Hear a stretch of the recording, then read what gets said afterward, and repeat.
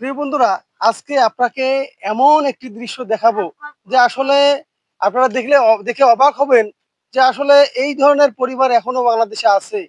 এই যে আমার সামনে দেখতেছেন ৩ টি শিশু বাচ্চা, দুধের বাচ্চা এগুলো। হ্যাঁ? দেখা গেল যে এর বয়স কত হবে? ৩-৪ বছর হবে। এর বয়স হবে ২ বছর।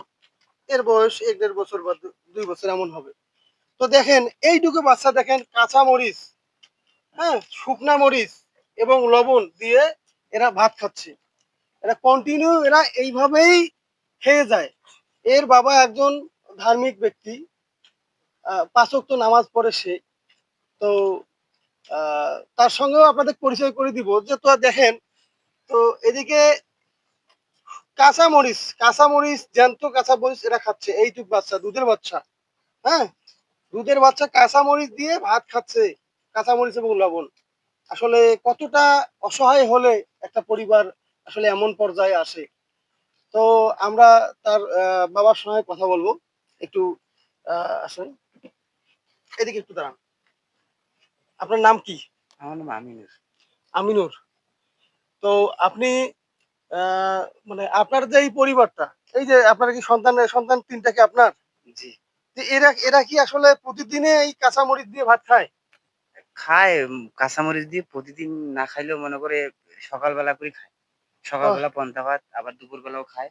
আচ্ছা, আচ্ছা, আর যেদিন ইনকামে যায় সেদিন আলু, পেঁয়াজ, লবণ, আচ্ছা। তেল এগুলো আপনা কেটে আ আপনার আপনার এনারা কি হয়? আপনার ওয়াইফ হয়? হ্যাঁ, ইনি আমার ইনি আপনার বাড়ির ওয়াইফ বাড়ির আর ইনি আপনার মা। আমার মা।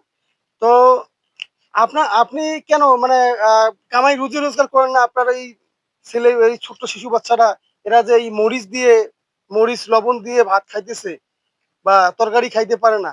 এ বাবু, তুমি তুমি এদিক তাকাও একটু। তুমি লাস্ট গরুর মাংস দিয়ে ভাত কবে খাইছো? কোরবানির ঈদ। কোরবানি ঈদে গরুর মাংস খাইছো? হ্যাঁ। এরপর থেকে আর কোনো মাংস খাওয়া হয়নি? না, কেন, তোমার বাবা কি তরকারি নিয়ে আসে না? না। কাম-কাজ নাই।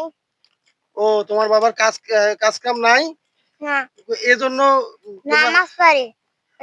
ও ৫ ওয়াক্ত নামাজ পড়ে তোমার আব্বু? হুম, আচ্ছা, আচ্ছা। মানে এজন্য তোমাদের মানে খাওয়াইতে পারে না। না। তো এই শুধু ভাত এবং মরিচ দিয়ে দেখেন প্রিয় বন্ধুরা, দেখেন আসলে কি যে একটা অবস্থা। এই বিষয়গুলো আসলে সবার চোখে পড়ে না। দেখেন কাঁচা মরিচ, শুকনা মরিচ এবং লবণ দিছে। দেখেন ভাত খেয়ে শেষ করলো সব। আসলে আপনার ভাই আপনি যে আ এই যে আপনার পরিবারের যে এই দুরবস্থা, দেখা গেল যে ভালো মন্দ